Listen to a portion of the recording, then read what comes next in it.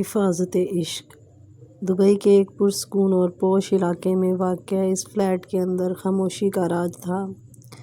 دانش اور صبا نے ارحم کے حکم پر رمشا کو وہاں محفوظ طریقے سے سیٹل تو کر دیا تھا، لیکن ماحول میں موجود تناؤ صاف محسوس ہو رہا تھا۔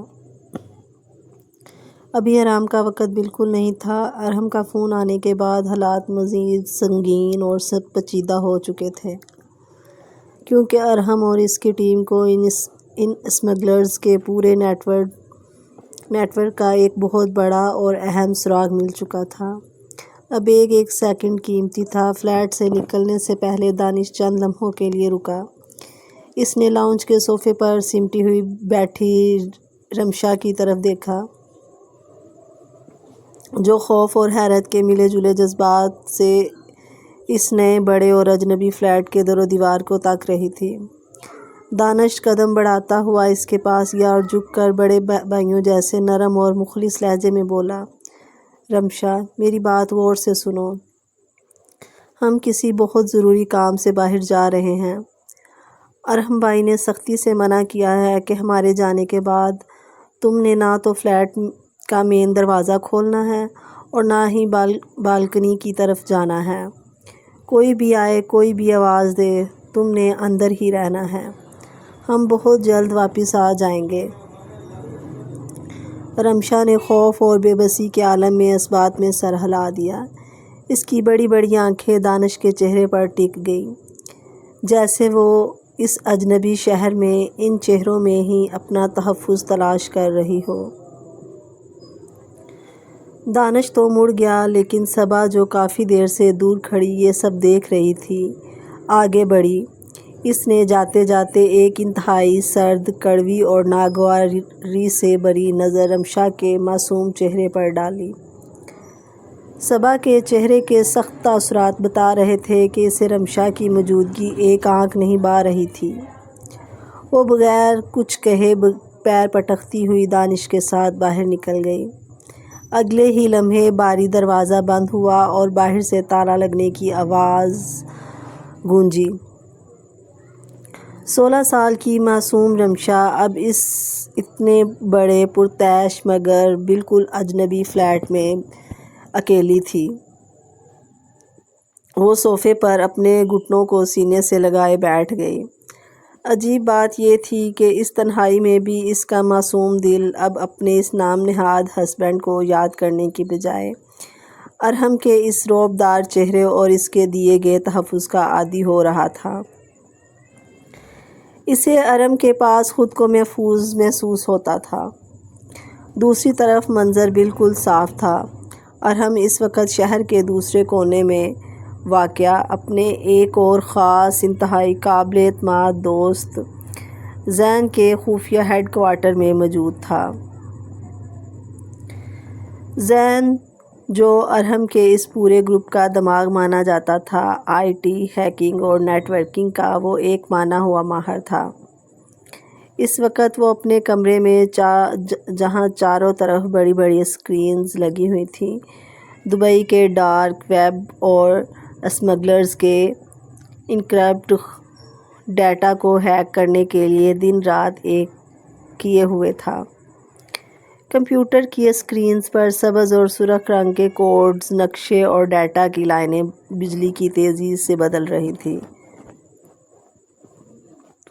کی بورڈ پر زین کی انگلیاں جادوئی انداز میں چل رہی تھیں۔ ارحم کمرے میں شدید بے چینی اور غصے کی حالت میں مسلسل چکر کاٹ رہا تھا۔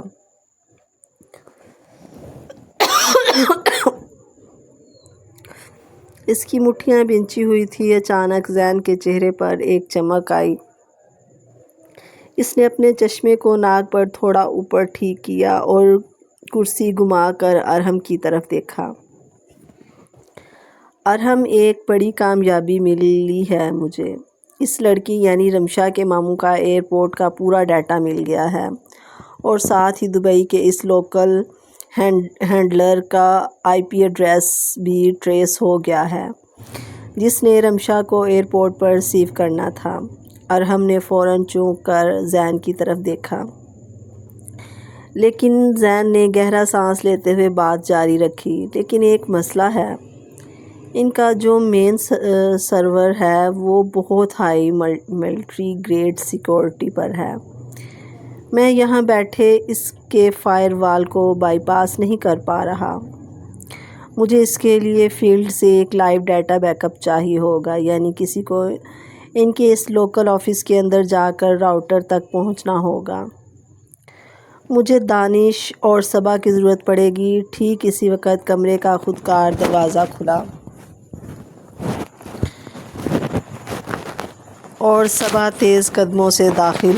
دانش اور صبا تیز قدموں سے داخل ہوئے۔ ہم آ گئے ارحم، رمشا کو فلیٹ پر بالکل محفوظ چھوڑ دیا ہے، دانش نے اندر داخل ہوتے ہی ارحم کو رپورٹ دی۔ ارحم نے ایک بھی سیکنڈ ضائع نہیں کیا۔ اس نے فوراً اپنے دوستوں کو لائیو میپ پر پوزیشنز دکھاتے ہوئے بریفنگ شروع کی۔ بہت اچھے، اب آرام کا وقت نہیں، زین کو ہماری مدد کی ضرورت ہے۔ دانش، تم صبا کو لے کر فوراً اس لوکیشن پر جاؤ گے جہاں اس گینگ کا بیک اپ آفس چل رہا ہے۔ صبا، ارحم نے صبا کی طرف دیکھا اور میز پر رکھی ایک چھوٹی سی ہیکنگ ڈیوائس اس کی طرف بڑھائی۔ تم نے کسی بھی طرح اس آفس کے اندر جا کر ان کے مین نیٹ ورک راؤٹر میں یہ ڈیوائس لگانی ہے۔ جیسے ہی یہ ڈیوائس کنیکٹ ہوگی، زین یہاں بیٹھے بیٹھے ان کا پورا مین ڈیٹا اڑا دے گا اور ہمیں رمشا کے مجرموں کا پتہ چل جائے گا۔ صبا نے وہ چھوٹی سی ڈیوائس اپنے ہاتھ میں لے لی، لیکن اس کی نظریں ارحم کے چہرے پر جم کر رہ گئی۔ وہ ارحم کی ان گہری آنکھوں میں رمشا کو بچانے کے لیے جو پاگل پن، جو جنون اور تڑپ دیکھ رہی تھی، وہ اس کے لیے ناقابل برداشت تھی۔ صبا کا دل اندر سے جل رہا تھا اور زین جب اپنی تیاریوں میں مصروف ہوئے دانش اور زین جب اپنی تیاریوں میں مصروف ہوئے تو صبا نے موقع پا کر ارحم کے قریب قدم بڑھایا۔ اس نے ارحم کے بالکل پاس ہو کر اپنی دھیمی مگر زہر آلود آواز میں کہا، ارحم، تم اس ایک معمولی سی لڑکی کے لیے اپنی زندگی اور ہماری جان اتنے بڑے خطرے میں ڈال رہے ہو۔ تمہیں اندازہ بھی ہے کہ یہ کتنا بڑا اور بے رحم انٹرنیشنل گینگ ہے؟ اگر اس مشن کے دوران ہمیں کچھ ہو گیا تو… ارحم رک گیا۔ اس نے اپنی سرد اور عقاب جیسی نظریں صبا کے چہرے پر ٹکائی۔ اس کا لہجہ دو ٹوک اور لوہے کی طرح سخت تھا۔ صبا، اگر چند سال پہلے جب تم اس دلدل میں پھنسی تھی میں یہ سوچتا یہ کتنا بڑا گینگ ہے اور اپنی جان خطرے میں نہ ڈالتا، تو شاید تم بھی آج یہاں میرے سامنے زندہ کھڑی نہ ہوتی۔ وہ بچی بالکل بے قصور ہے، اس کا سودا اس کے اپنے سگے خون نے کیا ہے۔ ہمیں یہ نیٹ ورک ہر حال میں تباہ کرنا ہوگا اور یہ میرا آخری فیصلہ ہے۔ ارحم کے اس منہ توڑ جواب نے صبا کو اندر تک ہلا کر رکھ دیا۔ وہ خاموش تو ہو گئی، لیکن اس کے اندر کا حسد، غصہ اور جلن اب رمشا کے لیے کھولتے ہوئے لاوے کی شکل اختیار کر چکا تھا۔ وہ دل ہی دل میں مٹھیاں بھینچ کر سوچنے لگی، اگر اس مشن کے دوران اس لڑکی کے گھر والوں کا پتہ چل بھی گیا تو ارحم، تو میں اسے تمہاری زندگی سے ہمیشہ کے لیے دور کرنے کے لیے کسی بھی حد تک جاؤں گی، کسی بھی حد تک۔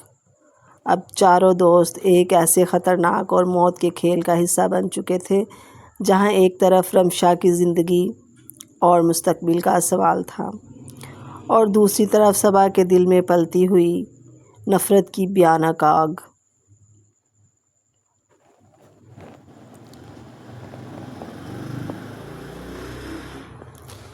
پیارے سامعین، کیا دانش اور صبا اس خطرناک مشن میں کامیاب ہو پائیں گے؟ کیا صبا کوئی نئی چال چلے گی؟ جاننے کے لیے کمنٹ میں نیکسٹ پارٹ ضرور لکھیں اور چینل رومانٹک ناول اسٹوڈیو کو سبسکرائب کرنا مت بھولیں۔